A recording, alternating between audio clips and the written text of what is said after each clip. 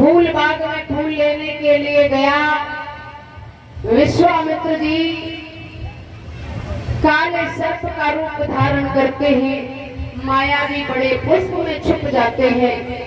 रोहित के मन में भाव उठा कि आज मैं बड़ा फूल लेकर के जाऊंगा, और उसी फूल के पास पहुंच गया जहां विश्वामित्र जी सर्प के रूप में थे।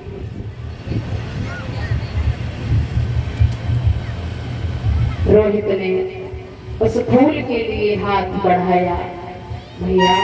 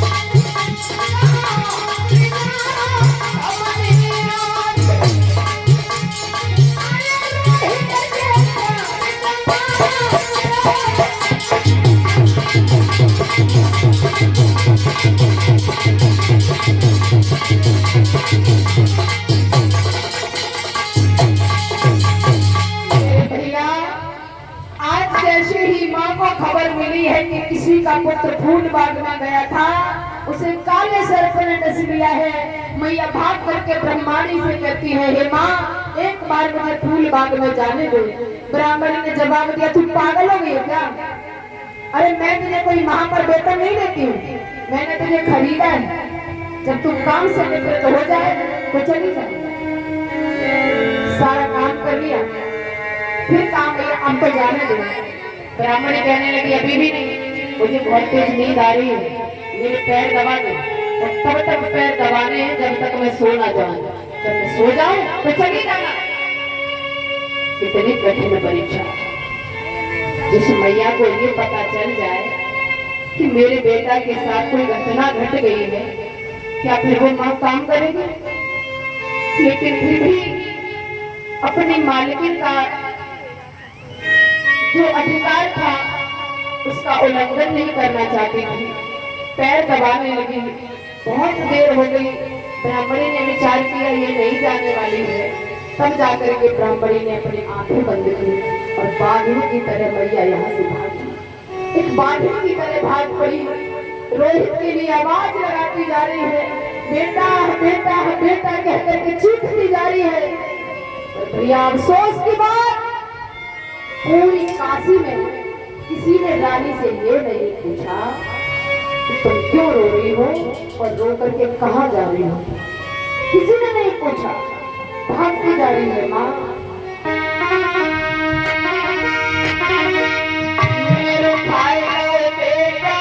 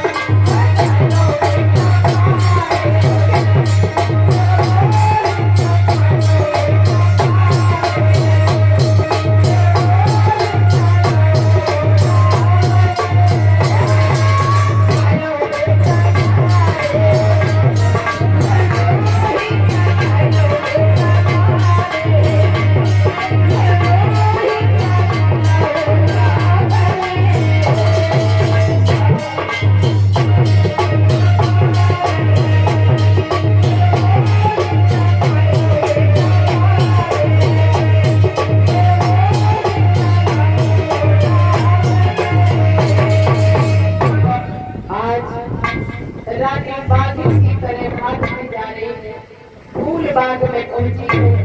देखा अपने बेटा की दयनीय दशा है। हुआ क्या?